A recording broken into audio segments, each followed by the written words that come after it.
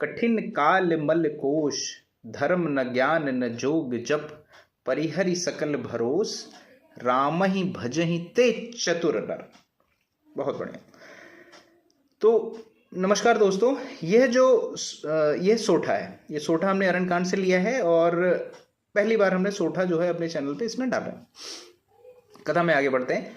भगवान श्री राम, लक्ष्मण जी और माता सीता जी जो है अत्रि मुनि के आश्रम में जाते हैं और उनकी पत्नी अनुसुईया और जो है सती हैं, सतियों में से एक हैं, और उनसे जो है उनकी भेंट होती है। और अत्रि मुनि जो है भगवान का गुणगान करते हैं। उन्होंने एक पूरा इसमें एक श्लोक है और बहुत सारे और छंद लिखे हैं इसमें, तुलसीदास जी ने उनके भाव को वर्णन करते हुए। और माता अनुसुईया जो है माता सीता को जो है दिव्य वस्त्र प्रदान करती हैं, जो कभी भी मैले नहीं होते, जिन पे किसी चीज़ों का कोई असर नहीं होता, और वो सदा एक से रहते हैं। उसके बाद बहुत सारे उनको ज्ञान देती हैं, पातिव्रत धर्म को कैसे पालन करना ये बताती हैं।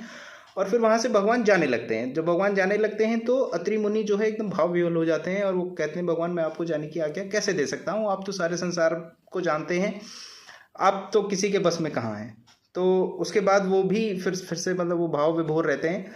तो लेकिन भगवान वहाँ से उनसे आज्ञा लेके फिर आगे की तरफ बढ़ते हैं, अत्रि मुनि के आश्रम से जाते हैं। इस समय तुलसीदास जी इस सोठे को लिखते हैं कि कठिन काल मल कोश, धर्म न ज्ञान न जोग जप, धर्म न ज्ञान न जोग जप, परिहरि सकल भरोस, राम ही भजहि ते चतुर नर। तो एक तरह से ये अत्रि मुनि को समझाने के या उनकी बातों से अपनी सहमति बताने के लिए कहते हैं कि यह कलिकाल जो है ये जो है मलों का खजाना है। कठिन काल मल कोश, मलों का ये खजाना है। अलग अलग तरह की माया की मलिनताएं जो हैं फैली हुई हैं। यहाँ ना धर्म है, धर्म न ज्ञान न जोग जप, ना ही ज्ञान है, ना ही कोई योग है और ना ही कोई जप तप। आप ठीक से नहीं कर सकते, कुछ भी नहीं कर सकते। और आने वाले वर्षों में और भी चीज़ें कम होती चली जाएंगी जैसे जैसे माया का प्रकोप बढ़ेगा। तो फिर आदमी करे क्या?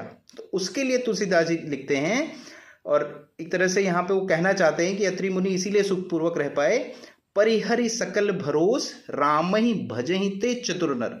वे नर जो सारे भरोसों का त्याग करके अपना पूरा भरोसा समर्पण जो है प्रभु के चरणों में लगा देंगे, वे ही चतुर नर माने जाएंगे। और आप विश्वास कीजिए, यह धीरे धीरे अब सत्य प्रमाणित होता जा रहा है। हम देख भी रहे हैं कि बहुत सारे स्ट्रेसेस, बहुत सारे डिप्रेशंस, इन सब से निकलने का एक ही मार्ग है, आध्यात्म मार्ग। तो हम भी इसी से जुड़ते हैं। सियावर रामचंद्र की जय।